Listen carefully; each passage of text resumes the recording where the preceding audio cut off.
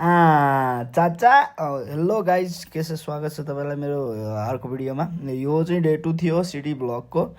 यहाँ फोहोर फाल्न मनाइ छ भनेर लेखेको ठाउँबाट म आफै त्यहाँ बस्नु हुँदैन, नत्र मलाई नै फालिदिन्छन् भन्ने सोचेर त्यहाँबाट म निक्लिएँ।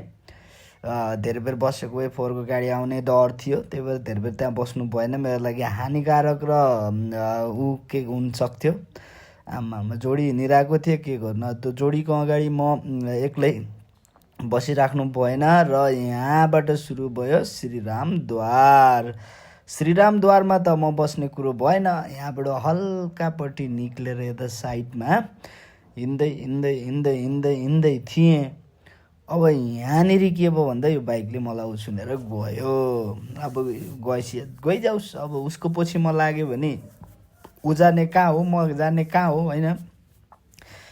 त्यो म्याचै हुँदैन, त्यही भएर उसलाई जान दिउँ, म चाहिँ बिस्तारै जान्छु भन्दै भन्दै हिँडेँ। अनि यहाँ आएर चाहिँ मलाई हल्का फिल भयो कि होइन, कहाँ जानु त, यसरी आत्तिएर दगुरेर कहिलेसम्म हुन्छ त, हुँदैन। अब यसरी गाह्रो हुने भयो, अब म एकछिन बस्छु भनेर यहाँ उम्मेर अब एकछिन सोच्दै थिएँ के हुन्छ भनेर। अब भएन भनेर यहाँबाट सिधै आएँ भिडभाडमा आएपछि के हुन्छ भन्दाखेरि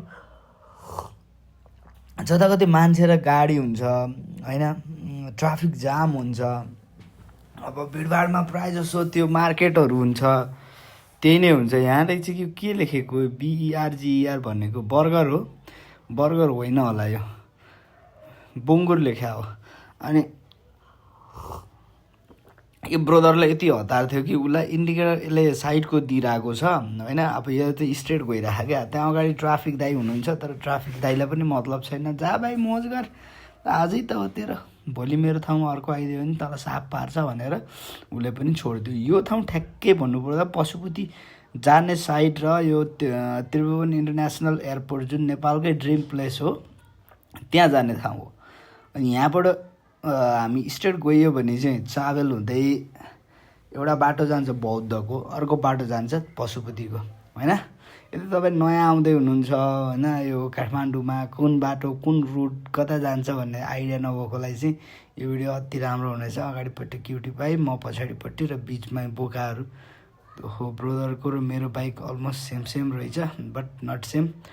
तिम्रो कान्छो भाइ हो होइन, मेरो ठुलो दाइ हो, होइन। अब म पनि हल्का, अब यो टुकटुकहरू चाहिँ यस्तो भेजा गराउँछ, दुइटा एकै ठाउँ छ क्या। यसमा पनि अति प्यासेन्जरहरू हिँड्दो रहेछ क्या, म हेरिरहँदा हुन्छु। म पनि एक दिन ट्राई गरेको थिएँ, बवाल हुन्छ, तर डर चाहिँ लाग्छ क्या यसमा। यस्तो 3 चक्केवाला गाडीहरू हुन्छ नि, प्रायः स्पिड कुदिरहेको बेला कति बेला पिक्लिक्क भइदिन्छ, थाहै हुँदैन। सो धेरै लोड लिएर हिँड्नु हुँदैन यस्तोमा।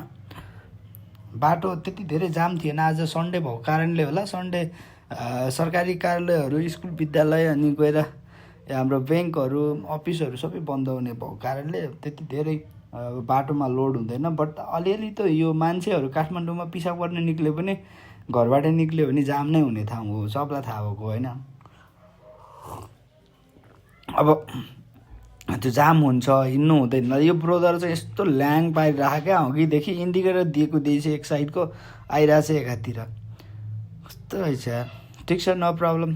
ट्राफिक दाइले पनि भाल दिएन, अब जाँदा भाइ भन्ने होला, होइन। तर नट ब्याड, म पनि जाँदै थिएँ, ऊ पनि जाँदै थियो। अब उसलाई पनि कतै जानुपर्ने के छ, माइन्डमा के चलिरह भन्ने कुरा होला। घरमा के थाहा बुढी अर्कै लैदियो भन्ने हो कि, गोजा पैसा छैन भन्ने हो कि, पेट्रोल सकिन लाग्यो भन्ने हो कि, विदेश लगाएको पैसा फस्यो भन्ने हो कि, अब कतै व्यापारमा लगाएको पैसा फस्यो भन्ने हो कि, जागिरमा स्यालेरी पाएन, कति टेन्सन होला है त्यो मान्छेलाई पनि। त्यो सबै टेन्सन लिएर कुदिरहेको होला। कसैले कहीँ पनि कहीँ रोक्नु हुँदैन। जस्तै हर्क साम्पाङ जस्तो मान्छे भयो भने त छोड्नु हुँदैन, तर नर्मल मान्छेलाई चाहिँ चान्स दिनुपर्छ भन्ने मेरो आशा हो। एउटा म मेम हेरिरहेको थिएँ, घरमा पहिला सर्प र साम्पाङसँगै छिर्यो भने पहिला कसलाई निकाल्छस् भनेर भन्यो भने चाहिँ पहिला म साम्पाङलाई निकाल्छु भन्ने त्यो एउटा मिमहरू आइरहेको थियो। This is not serious, just रमाइलो है। यहाँ यता साइडमा चाहिँ चाबेलको गुम्बा छ, गुम्बा होइन त्यो स्तूपा त्यहाँनिर छ, होइन।